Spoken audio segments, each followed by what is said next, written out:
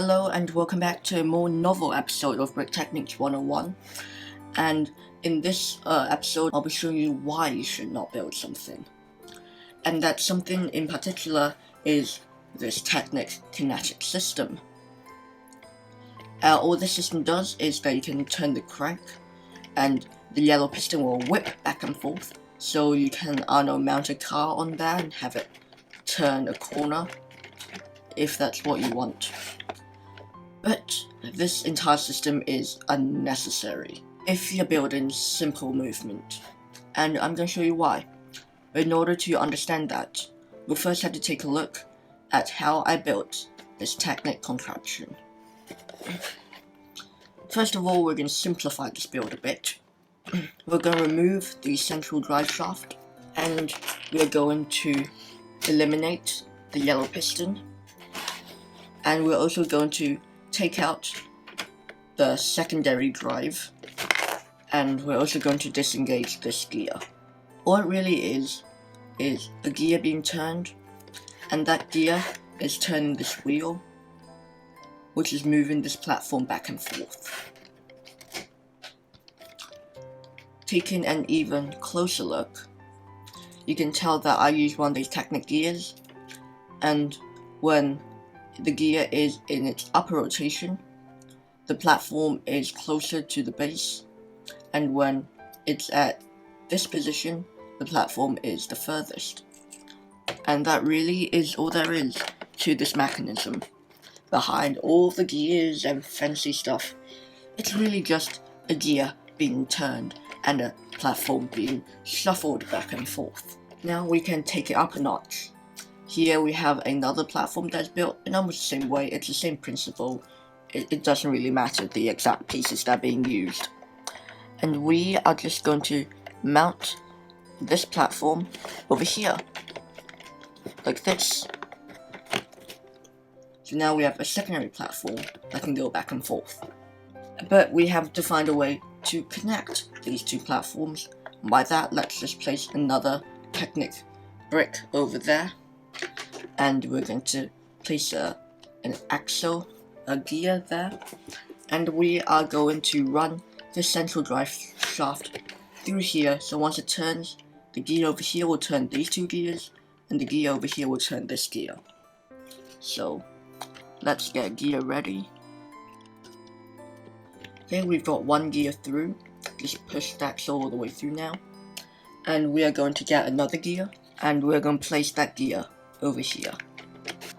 So now when you turn the crank, both of these shuttles will go at once. This system is also very customizable. For example, if you want the shuttles to be more in sync, just rotate this platform a bit, rotate up there, and then replace the gear. And now these shuttles are closer together. But you might say that I want there to be another axis of movement. I want it to move left and right. And that's when we come to this little contraption. It's literally just a yellow piston, which is fed through a couple of Technic rods, and then it's fed through here. But the key thing is that the yellow piston must be able to move in and out to accommodate for the distance between the shuttles changing.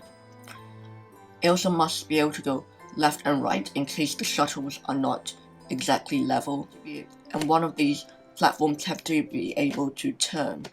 So this one over here is able to turn because there's a turntable. So now let's mount the axle into place, and the axle moves back and forth in a very nice gentle arc. If you want the arc to be more violent, for example, if you want, say, a whipping motion, turn the gear again, and here is more of a whipping motion. It's faster, it's less graceful, and it whips back a bit. However, this is all very necessary. You don't need two drive shafts, you don't need two pistons running at different differentials.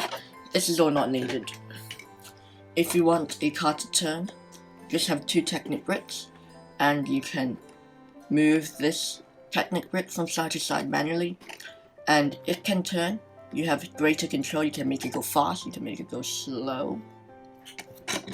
And if you just want to see the two shuttles going back and forth, like so, then just have a little box, place a couple tiles, and feed a plate through it, and you've got yourself a sliding motion that you can control even more. Can be slow, can be fast, can go sudden, can go slower, and then fast. So why are we so drawn to these complex kinetic structures? And why do so many people try to replicate these kinetic structures for very simple blocks and motions indeed? It's because there's always going to be a novelty of turning a crank. This crank, something satisfying about turning it. And I think that's what people are drawn to. Because it doesn't matter if the system is practical. It is not practical. It takes up 3 bricks of height. 4 if you even count this yellow piston over here. You need so much room to move the yellow piston back and forth. This takes up so much room. Your base has to be the size of a small base plate, at the very least. And there's going to be a huge gap in the floor for this yellow piston to move back and forth. This is not practical at all.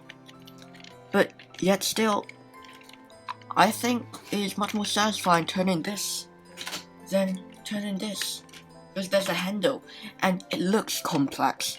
And that's the main thing, it looks complex. And if that's enough for you to reason as to why I should waste so many bricks on building such a thick and large base, you be you. And of course, if your JK brickworks and making very complex kinetic structures, yes, use Technic pistons.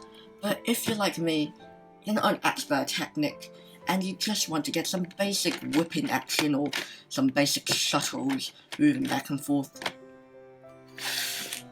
use your system pieces. Sure, you have to manually do it yourself, but this is also in the end a manual action. Do you think that people are overusing these Technic systems for very simple, trivial tasks, or do you think that they have a point that turning the handle really makes your mock that much better? Up there should be a playlist of all of my building technique videos. Please subscribe if you enjoy my content, and whilst you're there, like and comment. It will be greatly appreciated in my war against the evil overlords of the YouTube algorithm.